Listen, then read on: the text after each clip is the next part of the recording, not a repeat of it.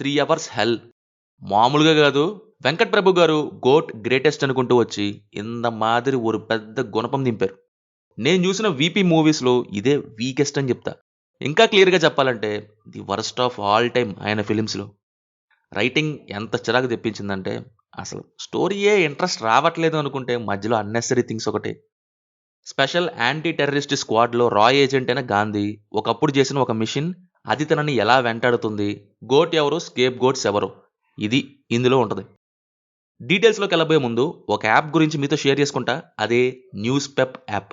దీంట్లో length and boring న్యూస్లా కాకుండా just few లైన్స్లోనే full pick ఫార్మాట్లో ఎంగేజింగ్గా న్యూస్ ప్రజెంట్ చేస్తారు. ఇలా మీ న్యూస్ రీడింగ్ టైంని ఇంకా తగ్గించుకోవచ్చు. ఇది ఇప్పటికిప్పుడు స్టార్ట్ అయింది కాదు. 2019లోనే ఇన్స్టాగ్రామ్ పేజ్ స్టార్ట్ చేసి న్యూస్ షేర్ చేశారు. అండ్ ఇప్పుడు ఇలా ఓన్ యాప్తో అన్ని కేటగిరీస్ ఆఫ్ న్యూస్ కవర్ అవుతాయి. మూవీ న్యూస్ గురించి కూడా స్పెషల్గా చెప్పక్కర్లేదు. ఫ్రీక్వెంట్గా అప్డేట్ అవుతూనే ఉంటాయి. మీకు ఇలా క్విక్ న్యూస్ ఇన్ పిక్స్ ఫార్మాట్లో న్యూస్ తెలుసుకోవడం ఇంట్రెస్ట్ ఉంటే కిందన్న లింక్తో ప్లే స్టోర్ నుంచి న్యూస్ పెప్ యాప్ డౌన్లోడ్ చేసుకుని ట్రై చేయండి. ప్రజెంట్ అయితే ఆండ్రాయిడ్ యాప్ మాత్రమే ఉంది. ఐఓఎస్లోకి వెరీ సూన్ రావచ్చు.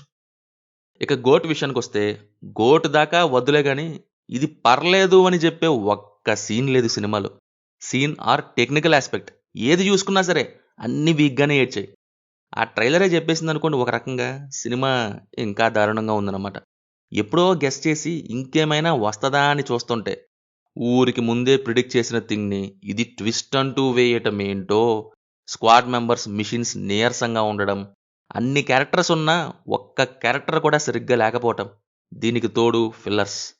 ఎంతలా అంటే త్రిషాతో ఇప్పుడు సాంగ్ ఎందుకండి, మీనాక్షితో ఏమో ఇప్పుడు ఎందుకు పిలిచావు అని అడిగి సాంగ్ కోసం అని చెప్పి సాంగ్ వేయటం, బోరింగ్ యాక్షన్, డ్రాగ్ చేసే సీన్స్, పొలిటికల్ రెఫరెన్సెస్.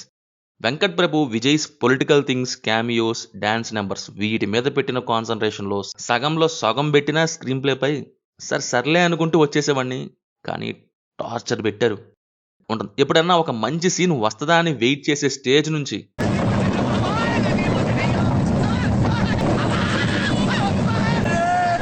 ఎప్పుడైపోద్ది బాబోయ్ హెడ్డేక్ వచ్చేస్తుందనే స్టేజ్కి వెళ్ళిపోయింది సినిమా. స్టోరీ ఎక్కడా కూడా ఫ్లోలో ఉన్న ఫీలింగ్ రాలేదు. ఎవ్రీ మిషన్, ఎవ్రీ ఈవెంట్ ఫోర్స్డ్గా సెట్ చేసిన దానిలాగే ఉంటాయి.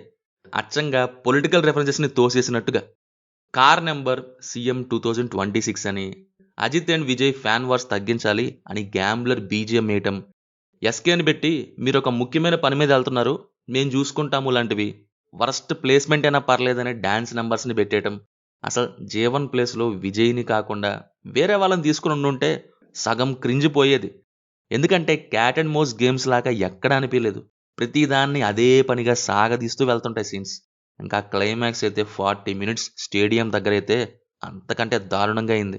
భరించలేక ఏడుపు ఒకటే తక్కువ అనమాట.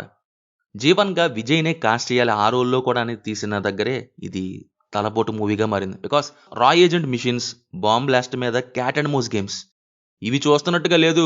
ఆ బాంబ్ బ్లాస్ట్లో ఒకన్నైపోయినట్టుగా అయిపోయింది సిచ్యువేషన్. హీరోనే పెట్టేపాటికి గాంధీ రోల్కి దక్కనవన్నీ జీవన్కైనా దక్కాలి. ఇలాగా ఫోర్స్ అండ్ క్రింజ్ స్టఫ్ అంతా పెట్టేశారు చాలా వరకు. పర్ఫార్మెన్సెస్ వైజ్ గాంధీ రోల్లో విజయ్ డీసెంట్, జీవన్ రోల్ అయితే అస్సలు బాలేదు. ఏఐ డిఏజింగ్ అండ్ సీజీఐ చాలా పూర్గా ఉన్నాయి. రిమైనింగ్ కాస్ట్లో కొంతమంది ఓకే, మిగతా వాళ్ళు ఎవరికి పెద్దగా స్కోప్ లేదు. ఆ క్యారెక్టర్స్కి సెట్ కూడా అవ్వలేదు. యువన్స్ మ్యూజిక్ ఏమో ఫుల్గా దెబ్బడిపోయింది. ఆ గ్యాంబ్లర్ బీజిఎం వచ్చినప్పుడు వచ్చిన ఊపు సినిమాలో ఏ బీజిఎంకి రాలేదు. సాంగ్స్ అయితే అన్నీ అస్సామే. ఫైనల్లీ స్కేప్ గోట్ నయ్యాను. సో ఇది మరి గోట్ మూవీ గురించి. సినిమా చూసారా, మీకు ఎలా ఉంది కింద కామెంట్స్లో మాతో తప్పకుండా షేర్ చేసుకోండి. రివ్యూ నచ్చితే మన ఛానల్ని సబ్స్క్రైబ్ చేసుకోండి. Will meet in next video. Thank you. జై హింద్.